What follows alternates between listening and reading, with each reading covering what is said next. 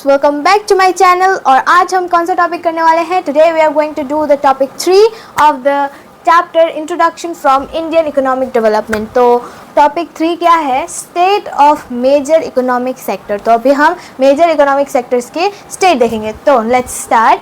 Classification of an economy on the basis of occupation. ठीक है, it will be on.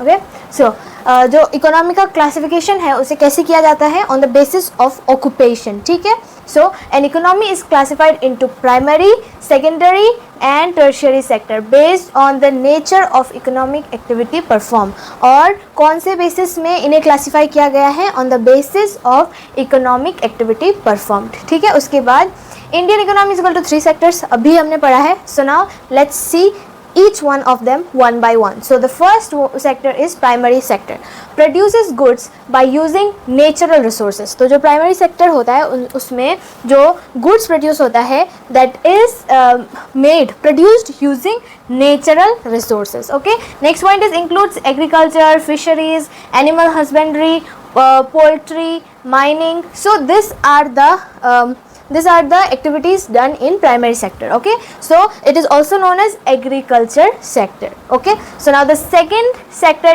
is secondary sector and it is related to industry. Okay, so first point is converts raw materials into finished goods. तो इस sector में क्या होता है? जो raw materials होता है उसे finished goods में convert किया जाता है using materials from primary sector. और कहाँ से materials use किए जाते हैं? From primary sector. Okay, includes factories, mills, etc. और इसमें ये factories include करता है, mills include करता है. Okay, so now the next point is underdeveloped due to lack of investment by British.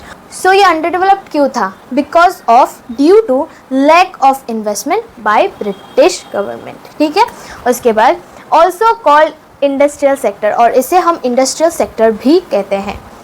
Okay, so now let's see the third sector that is tertiary sector.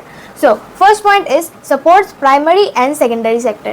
तो ये जो tertiary sector होता है ये related to service है. Okay, and it supports primary and secondary sector. Okay, includes transport, banking, insurance, trade. तो ये क्या क्या इंक्लूड करता है? क्या क्या activities?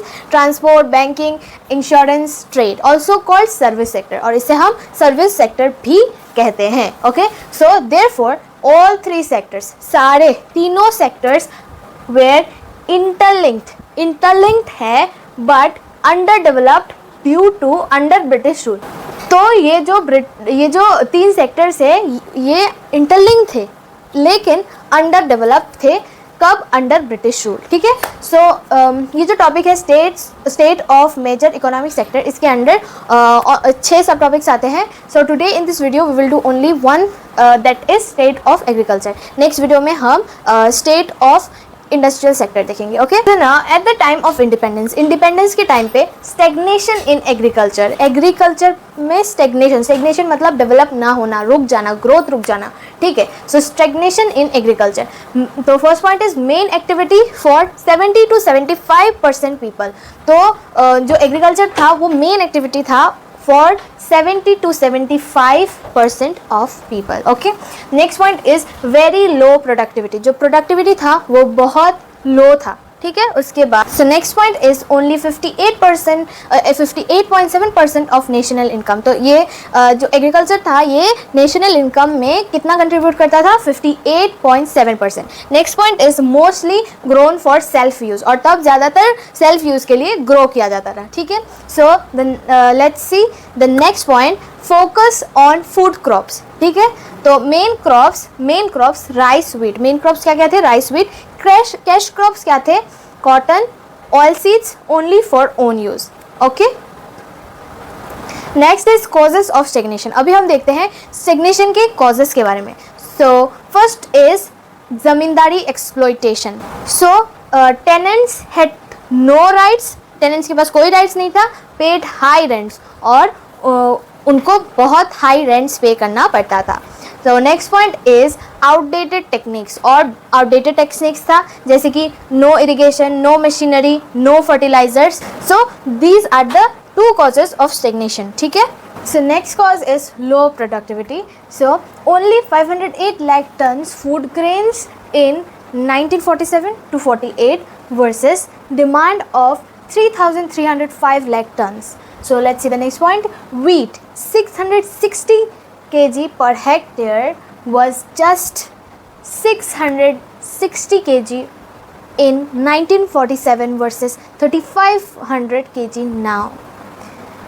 Rice 110 kg per hectare versus 2,800 kg today. So देखिए कितना सारा डिफरेंस है.